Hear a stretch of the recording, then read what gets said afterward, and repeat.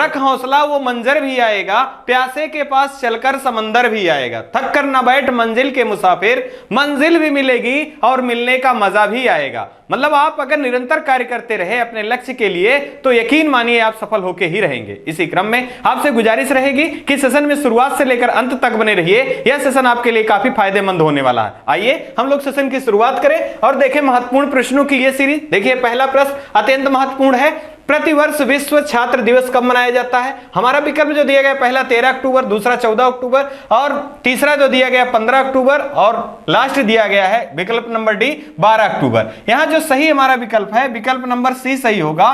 15 अक्टूबर को विश्व छात्र दिवस के रूप में मनाया जाता है। साथ ही साथ यहां से एक महत्वपूर्ण जानकारी आपको ध्यान रखना है, भारत के मिसाइल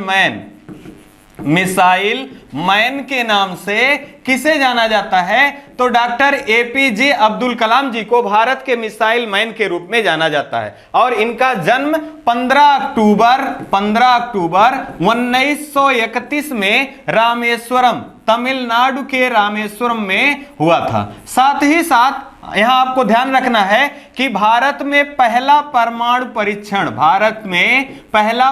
परीक्षण कहां हुआ था? राजस्थान के पोखरण में। कहां दोस्तों? राजस्थान के पोखरण में। कब हुआ था? तो 1974 ईस्वी में हुआ था, जिसे smiling Buddha, operation smiling Buddha का नाम दिया गया था। अगर हम बात करें यहां दूसरे की दोस्तों, तो दूसरा परमाणु परीक्षण डॉक्टर एपीजे अब्दुल कलाम जी की अध्यक्षता में हुआ था और यह कब? 1998 ईस्वी में और यह भी राजस्थान के पोखरण में हुआ था। उस समय प्रधानमंत्री के रूप में अटल बिहारी वाजपेयी जी थे। साथ ही साथ इसका नाम रखा गया था ऑपरेशन शक्ति। नाम रखा गया था क्या?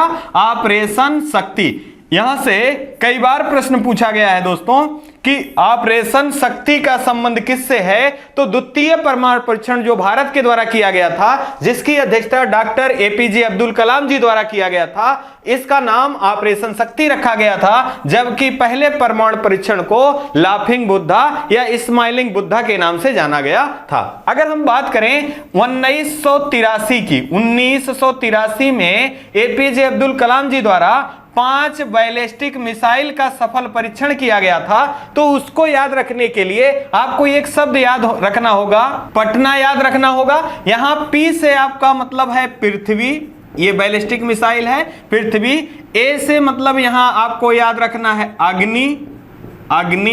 साथ ही साथ टी से आपको त्रिशूल और आपको एन से याद रखना है नाग और लास्ट ए से आपको याद रखना है आकाश।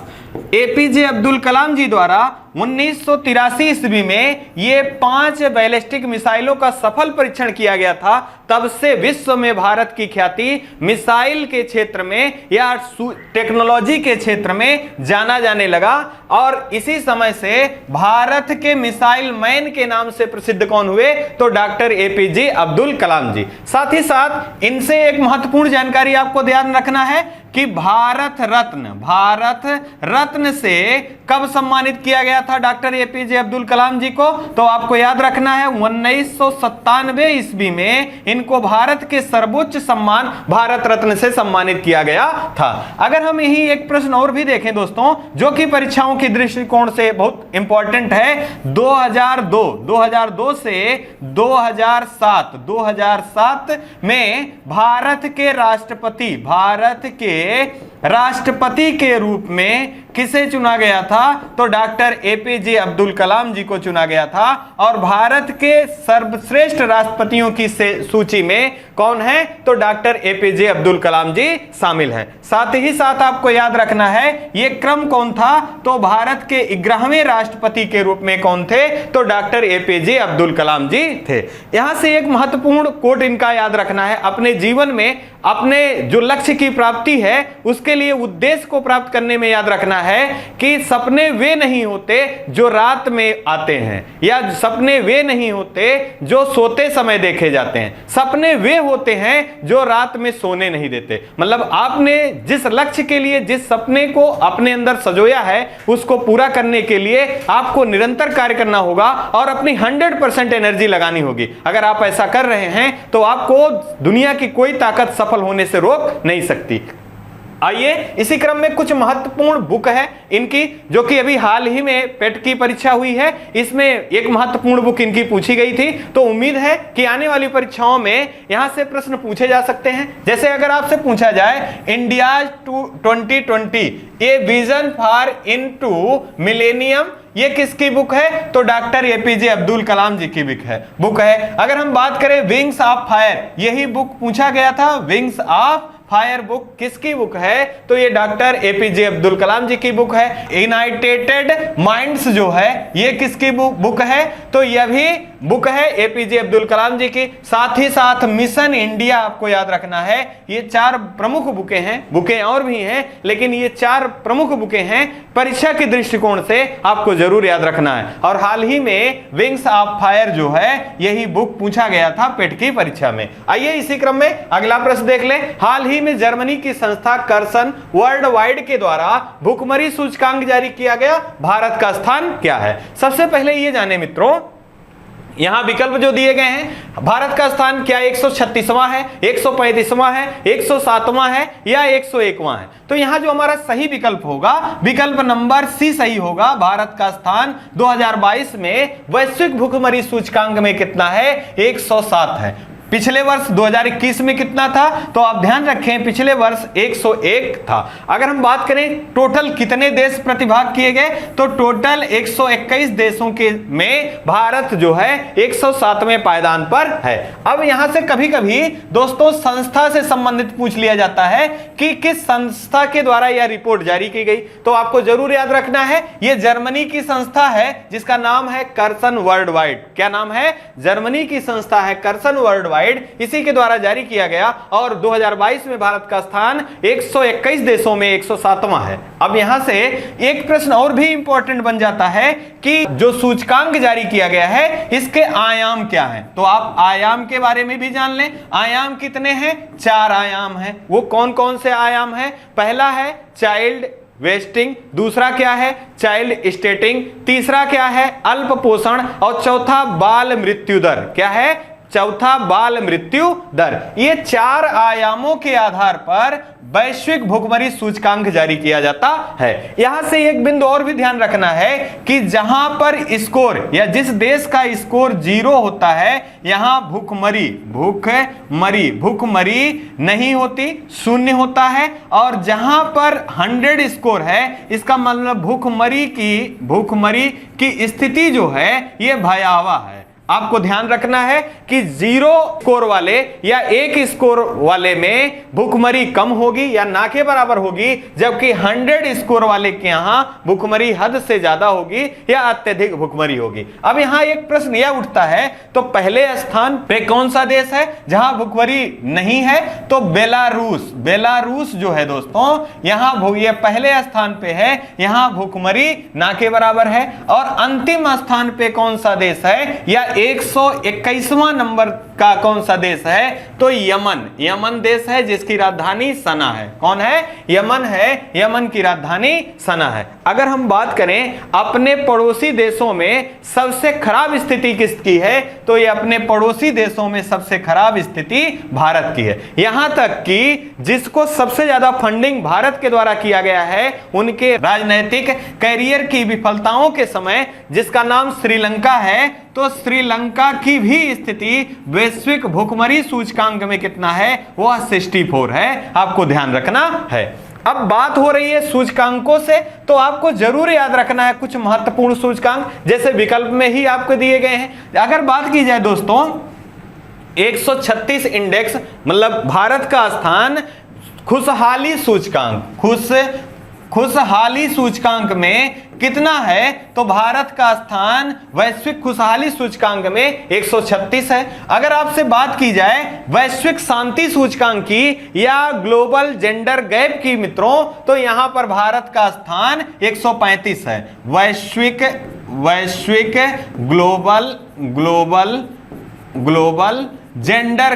ग्लोबल जेंडर गैप और विश्व शांति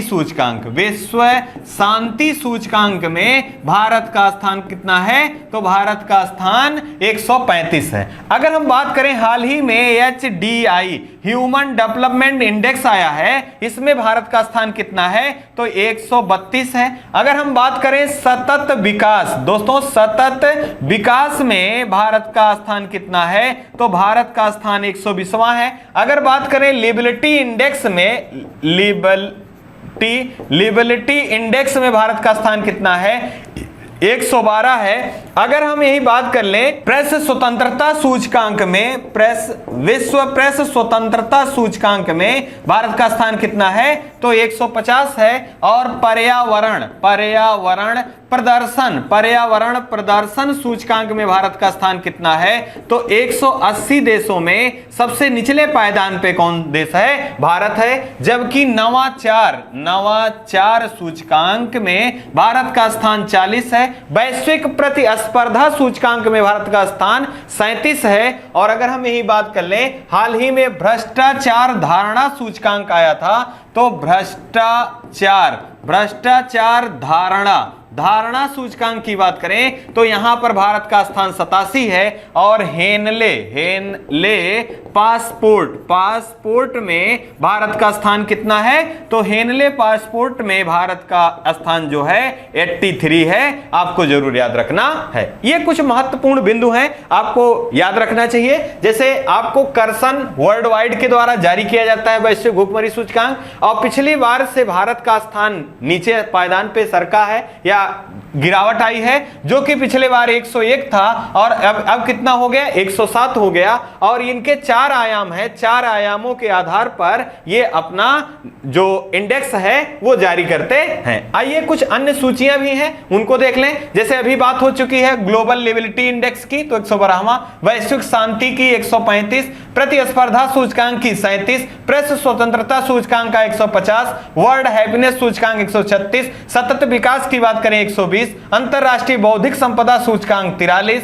वैश्विक लोकतंत्र सूचकांक में 46, हेनले पासपोर्ट की बात करें 83 और भ्रष्टाचार धारणा की बात करें तो यहां स्थान कितना है आपका? ये 85वां स्थान है। ये कौन सा स्थान है? 85वां स्थान है। आप इसको सही कर लेंगे। यहां इसका स्थान कितना है? ये 85वां स्थान है। इसी क्रम में आइए हम लोग अगला प्रश्न देख लें। अगला है हाल ही में महिला क्रिकेट एशिया का 2022 का खिताब किसने जीता? मतलब एशिया कप महिला क्रिकेट का किसने जीता है? तो देखिए पहला दिया गया भारत, दूसरा श्रीलंका, तीसरा पाकिस्तान, चौथा थाईलैंड। यहां जो हमारा सही विकल्प होगा दोस्तों, विकल्प नंबर ये सही होगा। सबसे पहले ये जाने कि इसका आयोजन कहां किया गया। तो आप यहां जाने कि फाइनल मैच जो है ये कहां खेला गया? ये बांग्लादेश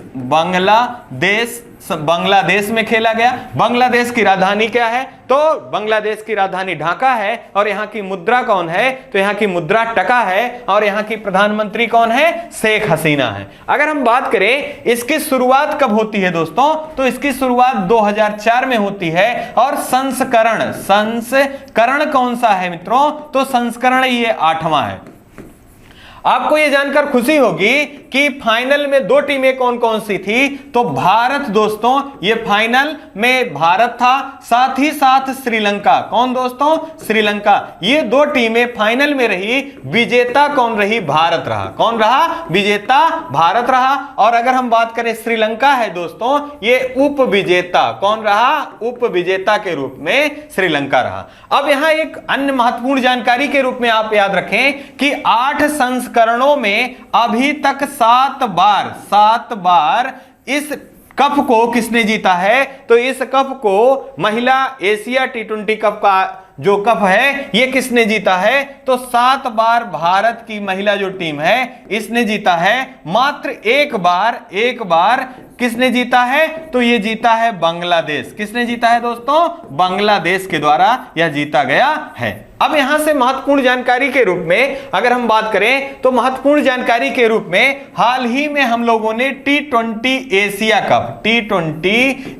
कप का आयोजन भी के बारे में पढ़ा है। इसका आयोजन कहां किया गया था दोस्तों? तो इसका आयोजन जो कि श्रीलंका में होना था, लेकिन राजनीतिक अस्थिरता के कारण यहां से स्थानांतरित करके यूएई में किया गया था। और इसका विजेता टीम कौन रहा? इसका विजेता टीम श्रीलंका। कौन रहा दोस्तों? श्रीलंका रहा। और उप विजेता टीम कौन रहा? तो पाकिस्तान जो है दोस्तों यहां उप विजेता टीम के रूप में रहा। विजेता श्रीलंका रहा और उप विजेता के रूप में कौन रहा? तो ये श्रीलंका रहा, उप विजेता पाकिस्तान रहा।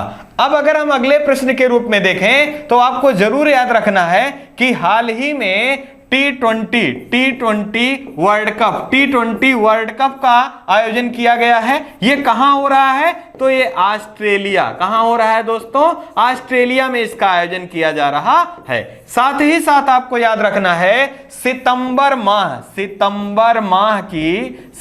माह की महिला क्रिकेटर ऑफ द मंथ के रूप में किसे चुना गया है? तो भारतीय क्रिकेट टीम की जो कप्तान है हरमनप्रीत कौर को सितंबर माह का प्लेयर ऑफ द मंथ महिला खिलाड़ी के रूप में, जबकि पुरुष खिलाड़ी के रूप में रिजवान जो कि कहां के हैं? पाकिस्तान के हैं। इनको प्लेयर ऑफ द मंथ के रूप में चुना गया है। आपको यहां एक प्रश्न और याद रखना है, 13वां विश्व कप। क्या दोस्तों? 13वां विश्व कप जो कि 2023 में आयोजन किया जाना है, यह कहां किया जाएगा? तो यह भारत में इसका आयोजन किया जाना है 13वां विश्व कप का। आपको हाल ही में याद रखना है रणजी ट्रॉफी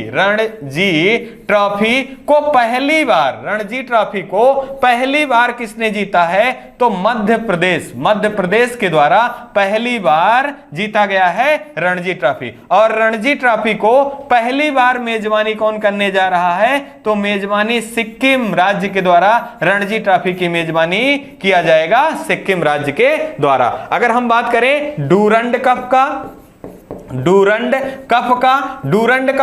तो ये किससे खेल और थॉमस कप का आप ध्यान रखिए, डूरंड कप और थॉमस कप। तो डूरंड कप का 131वां संस्करण था और किसने जीता? बेंगलुरु के द्वारा जीता गया। और अगर हम बात करें थॉमस कप का तो पहली बार भारत के द्वारा थॉमस कप जीता गया और उप विजेता के रूप में कौन रहा? इंडोनेशिया रहा। और यही पेट की परीक्षा में पूछा गया था कि थॉमस कप का संबंध किस खेल से है? तो बैडमिंटन से संबंधित है थॉमस कप। आपको जरूर याद रखना है। और थॉमस कप को जीता किसने? भारत ने पहली बार जीता है। उप विजेता कौन रहा? इंडोनेशिया। और सर्वाधिक बार 14 बार अभी तक जीत चुका है इंडोनेशिया थॉमस कप को। आइए दोस्तों इसी क्रम में यहां देखिए एक सुंदर सा पिक्चर आपको दिखाया गया भारतीय महिला टीम की। आपको जरूर याद रखना है कि यहां पर कि महिला क्रिकेट टीम की कोच कौन है? तो आपको याद रखना है रमेश पवार जो हैं महिला क्रिकेट टीम के कोच कौन है? रमेश पवार हैं। और हाल ही में झूलन गोस्वामी ने संन्यास लिया है क्रिकेट के सभी प्रारूपों से। और किसने? मिताली राज ने भी संन्यास लिया है क्रिकेट के सभी प्रारूप से। आपको याद रखना है पहली बार कॉमनवेल्थ गेम में सिल्वर पदक किसने प्राप्त किया है? तो ये महिला क्रिकेट टीम के द्वारा प्राप्त किया गया है। जबकि गोल्ड किसने जीता है? तो गोल्ड ऑस्ट्रेलिया। किसने जीता है दोस्तों? ऑस्ट्रेलिया ने जीता है। आपको याद रखना है। आइए इसी क्रम में आगे बढ़ें, अगला देख लें। अगला आपका प्रश्न है, हाल ही में चर्चा में रहा भारत का कौन सा राज्य एमबीबीएस या मेडिकल की पढ़ाई के लिए हिंदी भाषा का प्रयोग करने वाला पहला राज्य बना? यहां देखिए ये एमबीबीएस, ये मेडिकल की पढ़ाई है, आपको ध्यान रखना है। और यह जो पहले इंग्लिश भाषा में होती थी, अब उसे पहले राज्य के रूप में हिंदी भाषा में इसको पढ़ाए जाने का प्रारंभ किया गया है। और वो भारत का पहला राज्य है। तो आपको विकल्प दिया गया है, पहला उत्तर प्रदेश, दूसरा मध्य प्रदेश, तीसरा गोवा, चौथा तमिलनाडु। यहां जो हमारा सही विकल्प होगा, विकल्प नंबर ए सही होगा। मध्य प्रदेश के द्वारा मेडिकल की जो पहले इंग्लिश में पढ़ाई होती थी, उसको सबसे पहले हिंदी में पढ़ाए जाने की घोषणा या शुरुआत की गई है मध्य प्रदेश के द्वारा। मध्य प्रदेश की बात करें तो मध्य प्रदेश के मुख्यमंत्री कौन है? शिवराज सिंह चौहान है। अगर हम बात करें हिंदी में पढ़ाए जाने की, तो आपको जरूर याद रखना है, राज्य व्यवस्था में हिंदी या भाषा के बारे में तो आपको जरूर याद रखना है कि भाषा किस अनुसूची में है। तो अनुसूची 8 में भाषाओं, अनुसूची 8 में भाषाओं का वर्णन है। अगर यही बात कर लिया जाए भाग, कौन से भाग में भाषाएं हैं, तो भाग 17 में है। अगर बात की जाए अनुच्छेद, किस अनुच्छेद में हिंदी है, तो आपको याद रखना है 343 में संघ की भाषा या हिंदी भाषा के बारे में वर्णन है। अगर हम बात करें कि मूल संविधान में कितनी भाषाएं वर्णित थी, तो आपको जरूर याद रखना है कि मूल संविधान में कुल 14 भाषाएं वर्णित थी। और वर्तमान में कितनी भाषाएं हैं, तो वर्तमान में 22 भाषाएं हैं। कितनी भाषाएं हैं? 22 भाषाएं हैं। अब यहां से एक महत्वपूर्ण जानकारी और भी याद रखें कि भारत का पहला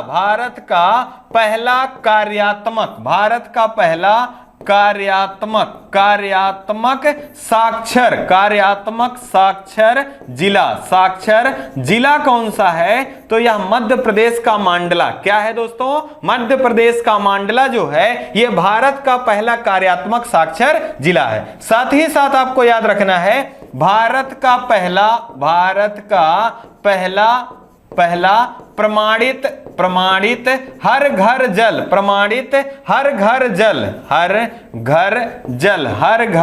जल वाला जिला कौन सा है, तो ये कौन सा जिला है? आपको याद रखना है बुरहानपुर, जो कि कहां से संबंधित है? मध्य प्रदेश से संबंधित है।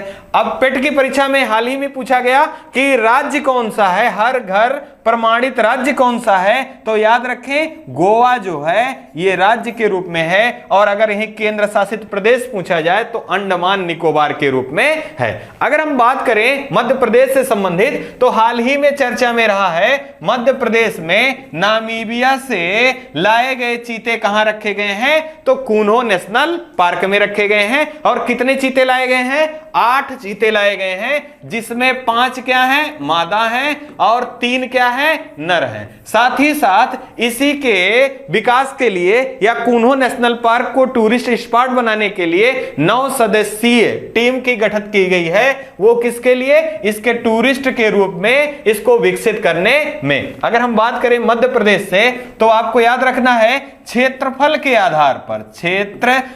आधार पर भारत का सबसे बड़ा राज्यों की सूची में मध्य प्रदेश का स्थान कहां है, तो मध्य प्रदेश का स्थान दूसरे स्थान पे है। पहले स्थान पे कौन है? पहले स्थान पे राजस्थान है। अगर हम बात कर लें मध्य प्रदेश से ही, तो मध्य प्रदेश को टाइगर स्टेट के नाम से जाना जाता है। इसे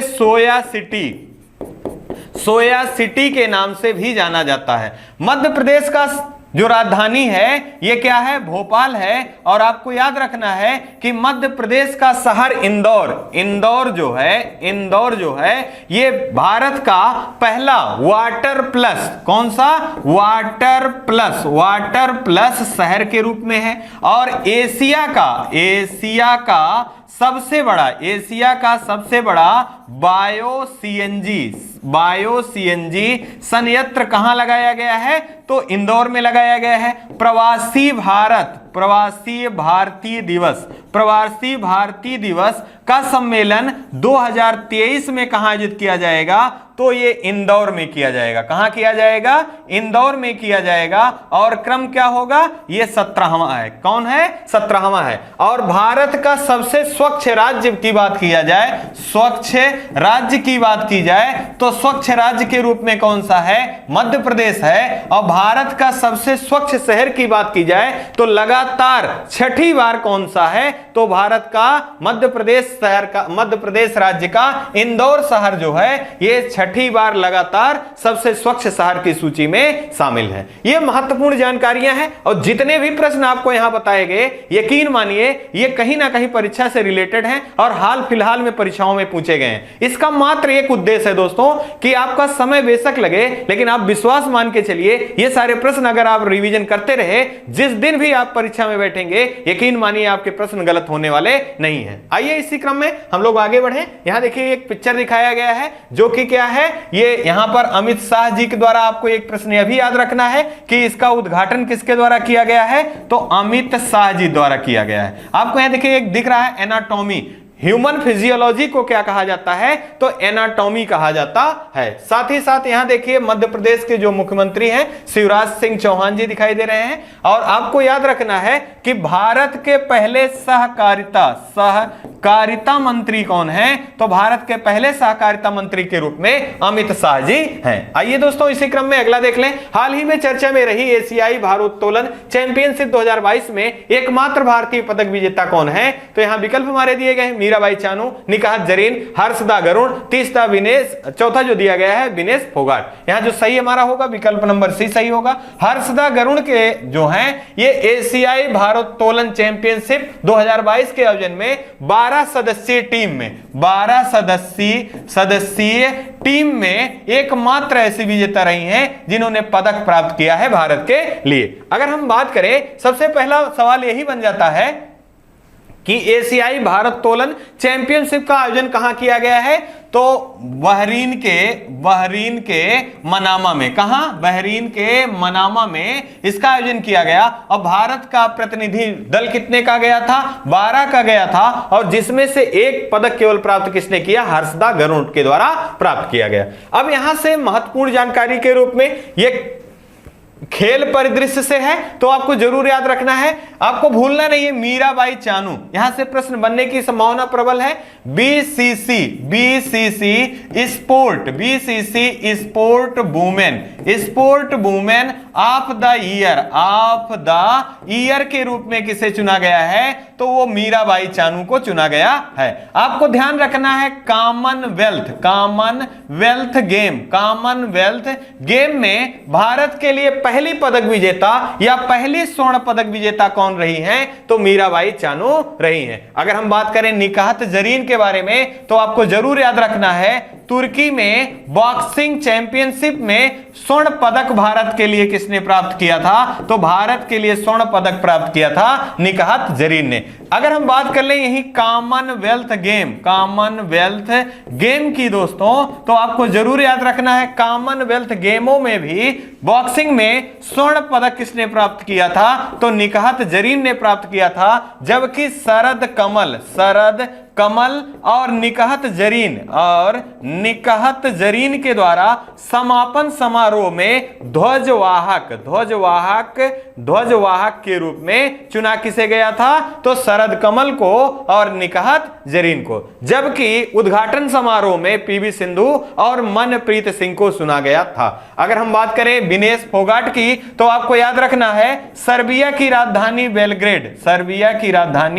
बेलग्रेड है। और बेलग्रेड में कुश्ती चैंपियनशिप में 2 कांस्य पदक विजेता के रूप में भारत की पहली महिला कौन है? तो विनेश फोगाट हैं। अगर हम यही बात कर लें महत्वपूर्ण जानकारी के रूप में आपको याद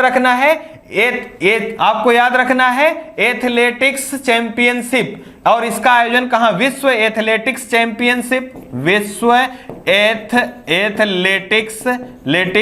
चैंपियनशिप इसका आयोजन कहां किया गया था? यूएसए के यूजीन में। कहां दोस्तों? यूएसए के यूजीन में। और भारत के लिए सिल्वर पदक विजेता के रूप में एकमात्र खिलाड़ी कौन रहे? तो नीरज चोपड़ा। कौन रहे दोस्तों? नीरज चोपड़ा रहे। और इनका खेल क्या है? भाला फेंक है। और गोल्ड किसने जीता? तो ग्रेनाडा के एंडरसन पीटरसन ने जीता था गोल्ड। आपको याद रखना है कि भारत के लिए सर्वाधिक विश्व कप, विश्व भारत के लिए सर्वाधिक विश्व कप विजेता के रूप में हाल ही में चर्चा में रहे हैं। कौन है? तो पंकज आडवाणी। कौन? पंकज आडवाणी। इनका खेल क्या है? बिलियर्ड्स है, और इन्होंने भारत के लिए 25 विश्व कप जीता है। आपको ध्यान में रखना है, ये हाल फिलहाल के दिनों में चर्चा में है। आइए इसी क्रम में अगला प्रश्न देख लें। यहां देखिए एक पिक्चर दिखाया गया है और आपको याद रखना है, हर्षदा गरुड़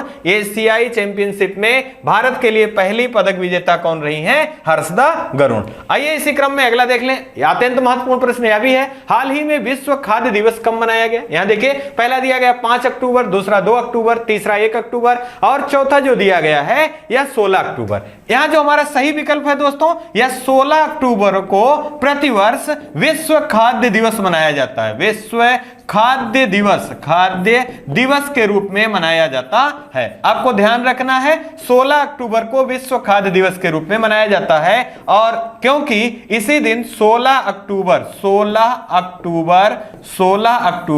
1945 को एक महत्वपूर्ण संस्था है FAO, food and agriculture organisation, इसकी स्थापना होती है और इसका मुख्यालय कहां है? इटली की राजधानी रोम। कहां दोस्तों? इटली की राजधानी रोम। रोम किस नदी के तट पर स्थित है? टाइबर नदी के तट पर स्थित है रोम। यहां से आपको याद रखना है, और इसी FAO संस्था के द्वारा विश्व खाद्य पुरस्कार वितरण किया जाता है। और कई बार परीक्षाओं में पूछा गया है कि विश्व खाद्य पुरस्कार किसे दिया गया है। तो हम यहां 2022 के बारे में बात करें कि 2022 का विश्व खाद्य पुरस्कार किसे दिया गया है, तो डॉक्टर सिंथिया। किसे दिया गया है दोस्तों? डॉक्टर सिंथिया को दिया गया है, और ये USA से संबंधित हैं। और 2021 का किसे दिया गया था? तो डॉक्टर डॉक्टर शकुंतला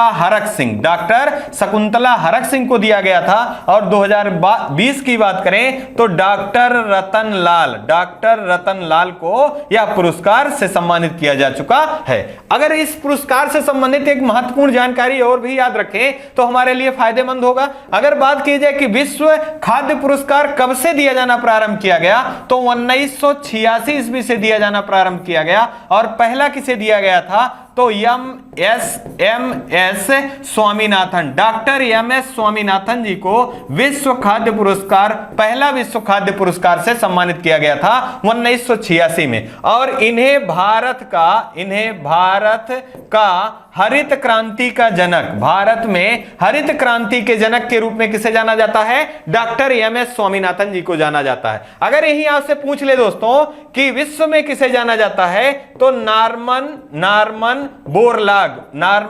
बोरलाग जी को जाना जाता है विश्व में हरित क्रांति के जनक के रूप में। अब यहां हरित क्रांति का संबंध किस फसल से है और किस राज्य से है, यह भी प्रश्न पूछा गया था पेट की परीक्षा में। तो आप याद रखें, यह गेहूं से संबंधित है। और कहां से प्रारंभ किया गया था?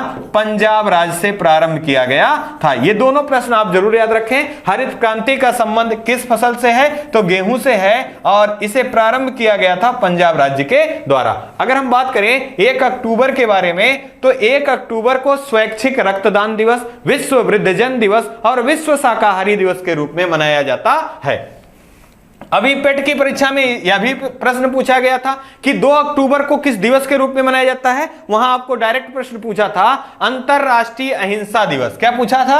अंतरराष्ट्रीय अहिंसा दिवस को कब मनाया जाता है? तो अंतरराष्ट्रीय अहिंसा दिवस को 2 अक्टूबर को मनाया जाता है। और गांधी जयंती और लाल बहादुर शास्त्री जयंती भी 2 अक्टूबर को मनाया जाता है। जबकि 5 अक्टूबर की बात करें तो अंतरराष्ट्रीय शिक्षक दिवस, साथ ही साथ राष्ट्रीय डॉल्फिन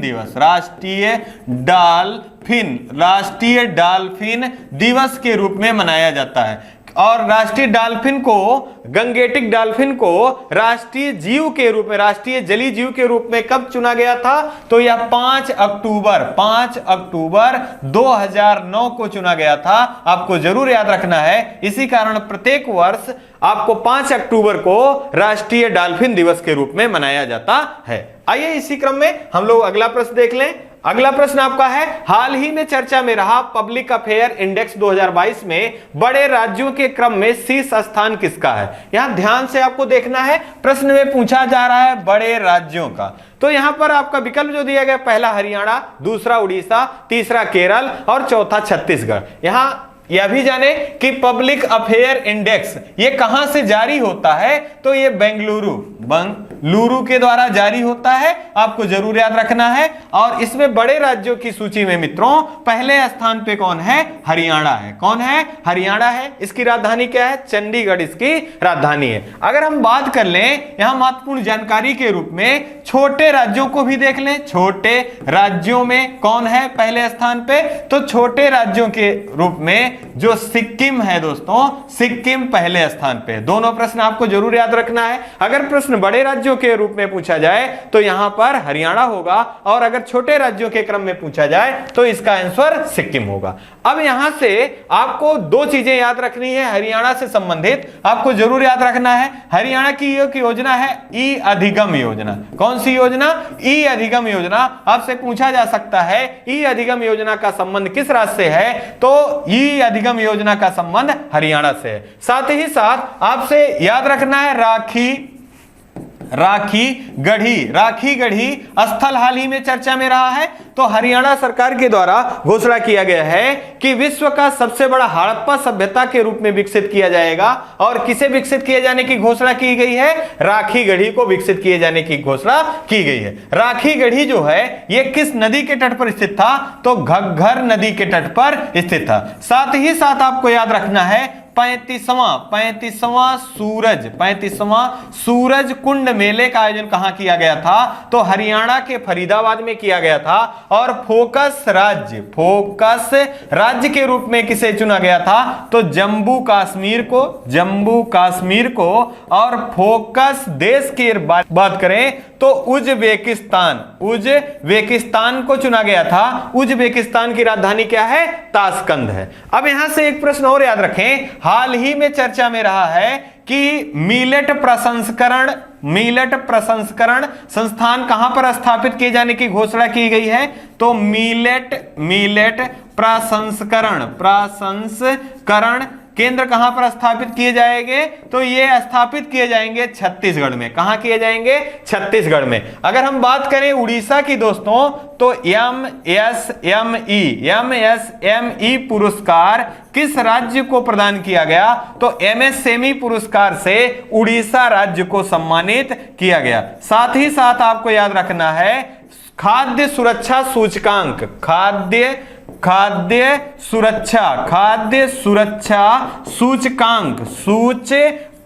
सूचकांक में पहले स्थान पे कौन सा राज्य है, यह भी पेट की परीक्षा में पूछा गया था। तो यहां पर पहले स्थान पे कौन है, उड़ीसा है। लेकिन आपको ध्यान रखना है विकल्प में आपको तमिलनाडु भी दिया था, तो तमिलनाडु से आप याद रखिए खाद्य संग्रहालय की स्थापना कहां की गई है, तो खाद्य संग्रहालय की स्थापना तंजावुर में किया गया है। और यह किस राज्य से संबंधित है, तो यह संबंधित है तमिलनाडु राज्य से। आपको याद रखना है जेंडर पार्क भारत में पहली बार कहां स्थापित किया गया है, तो केरल राज्य में जेंडर पार्क पहली बार स्थापित किया गया है। आपको जरूर याद रखना है, ये महत्वपूर्ण जानकारियां हैं। और पब्लिक अफेयर से आपको जो जानकारी दी गई कि इंडेक्स में बड़े राज्यों में कौन है, तो आप बताइए हरियाणा, छोटे राज्यों में है कौन, सिक्किम, किसके द्वारा जारी होता है, बेंगलोर से यह जारी होता है। हरियाणा से संबंधित आपको याद रखना है ई अधिगम योजना है। राखी गढ़ी हड़प्पा सभ्यता का सबसे बड़ा स्थल के रूप में विकसित किए जाने की घोषणा की गई है। साथ ही साथ यहाँ के मुख्यमंत्री कौन हैं, तो मनोहर लाल खट्टर जी हैं, और बंडारू दत्तात्रेय जी यहाँ के राज्यपाल हैं। और हरियाणा का गठन कब हुआ था, तो 1966 ईस्वी में इसका गठन हुआ था। खेलो इंडिया यूथ गेम का आयोजन कहां किया गया था? तो हरियाणा में। और पदक तालिका में पहले स्थान पे कौन रहा? तो हरियाणा रहा। जबकि खेलो इंडिया यूनिवर्सिटी गेम का आयोजन कर्नाटक में किया गया था और पहले स्थान पे जैन यूनिवर्सिटी रहा। आइए इसी क्रम में अगला देख लें। यहां देखिए आपको पब्लिक अफेयर्स सेंटर के बारे में दिखाया गया है और राज्यों की जो सूची है कुछ इस तरह से दिखाई गई है। आइए अगले प्रश्न को देखें। हाल ही में कहां पर चौथी हेली इंडिया शिखर सम्मेलन का आयोजन किया गया? तो यहां आपको प्रश्न में ही समझना चाहिए कि हेली का मतलब हेलीकॉप्टर से है। अब हम अपना विकल्प देखें, अहमदाबाद, दूसरा हैदराबाद, तीसरा नई दिल्ली, चौथा जम्मू कश्मीर। यहां जो हमारा सही विकल्प है यह विकल्प नंबर डी सही होगा। जम्मू कश्मीर राज्य में चौथी हेली इंडिया शिखर सम्मेलन का आयोजन किया गया। अब जम्मू कश्मीर से दो चीजें जरूर याद आपको रखना है। पहले विशेष राज्य का दर्जा प्रदान था किसे? जम्मू कश्मीर को। और किस अनुच्छेद के आधार पर? अनुच्छेद 370। किस आधार पर? अनुच्छेद 370 के आधार पर। अगर हम बात करें जम्मू कश्मीर और लद्दाख को दो केंद्र शासित प्रदेशों के रूप में घोषित किया गया। किस दिवस को? डेट याद रखिए, 31 अक्टूबर 2019। कब दोस्तों? 31 अक्टूबर 2019 को दो नए केंद्र शासित प्रदेशों के रूप में गठन किया गया। किसका? जम्मू कश्मीर और लद्दाख राज्य का। अगर हम बात करें जम्मू कश्मीर राज्य से तो यहां हेली इंडिया की बात हो रही है, तो इसके उद्घाटन समारोह में कौन शामिल हुए? तो जम्मू कश्मीर राज्य के उपराज्यपाल कौन है? मनोज सिन्हा। कौन है दोस्तों? मनोज सिन्हा जी हैं। पहले कौन थे? तो गिरीश चंद्र मुर्मू जी थे। और वर्तमान में गिरीश चंद्र मुर्मू जी जो हैं ये भारत के कैग 14वें कैग हैं। आपको याद रखना है किस अनुच्छेद में वर्णित है? तो अनुच्छेद 148 में। अगर हम बात करें यहां नागरिक उड्डयन मंत्री भारत में कौन है? केंद्रीय मंत्री। तो ज्योतिरादित्य सिंधिया जी जो हैं ये नागरिक उड्डयन मंत्री हैं। और मनोज सिन्हा जी और ज्योतिरादित्य सिंधिया जी के द्वारा इस सम्मेलन का उद्घाटन किया गया। अब यहां से जम्मू कश्मीर से कुछ महत्वपूर्ण प्रश्न बनते हैं और आपको बार बार बताया गया है। आप यकीन मानिए ये प्रश्न सुनते रहिए, रिकॉल करते रहिए, आपको ये प्रश्न सारे याद रहेंगे। जब भी परीक्षा में बैठेंगे आप 100% आंसर इसका सही देके आएंगे। जैसे अगर बात करें कि जम्मू कश्मीर का अकबर किसे कहा जाता है? तो जैनुद्दीन को कहा जाता है जैनुल आबेदीन को क्या कहा जाता है? जम्मू कश्मीर का अकबर जैनुल आबेदीन को कहा जाता था। अगर हम बात करें जम्मू कश्मीर का इतिहास किस किताब में वर्णित है? तो राज तरंगिणी में वर्णित है। किसके द्वारा लिखा गया है? तो ये कल्हड़ के द्वारा लिखा गया है। अगर हम बात करें जम्मू कश्मीर से ही कि दाचिंगम नेशनल पार्क कहां स्थित है? तो ये जम्मू कश्मीर में है। दाचिंगम नेशनल पार्क कहां स्थित है? तो ये जम्मू कश्मीर राज्य में स्थित है। यहां पर हंगुल मृग पाया जाता है, आपको याद रखना है। जम्मू कश्मीर में केसर की खेती को क्या कहते हैं? करेवा। क्या कहते हैं दोस्तों? करेवा कहते हैं। साथ ही साथ आपको याद रखना है कि जीआई टैग, केसर को जीआई टैग किस राज्य के द्वारा प्राप्त है? तो जम्मू कश्मीर राज्य के द्वारा प्राप्त है। साथ ही साथ याद रखें आपको जम्मू कश्मीर का विलय किस आधार पर हुआ था? तो राजा हरि सिंह के द्वारा विलय पत्र पर हस्ताक्षर करके भारत के अभिन्न अंग के रूप में कौन बना था? जम्मू कश्मीर बना था। अगर हम बात करें अहमदाबाद की तो आपको याद रखना है टाइम्स पत्रिका के द्वारा विश्व के 50 शहरों की जो सूची बनाई गई थी, रहने योग्य 50 शहरों की सूची, उसमें अहमदाबाद और केरल भारत के दो शहर शामिल थे। अगर बात करें हैदराबाद की तो wings India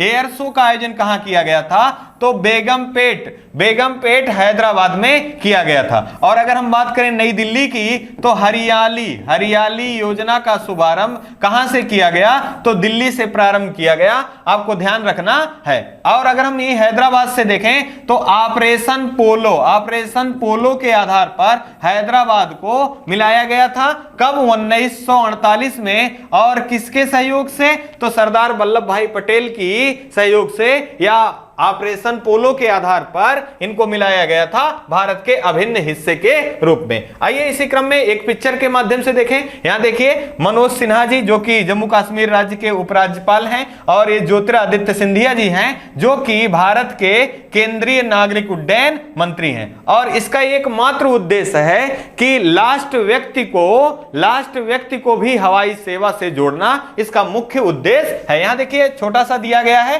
4th heli India summit 2022। आइए इसी क्रम में अगला देख लें। हाल ही में भारतीय सेना ने अग्निवीरों को बैंकिंग सुविधाएं प्रदान करने के लिए कितने बैंकों के साथ समझौता ज्ञापन हस्ताक्षर किया है? तो हमारे विकल्प दिए गए, पहला 11, दूसरा 14, तीसरा 6, चौथा 10। यहां जो हमारा सही विकल्प होगा विकल्प नंबर ये सही होगा। 11 बैंकों के साथ हस्ताक्षर किया है, किसके द्वारा? भारतीय सेना के द्वारा।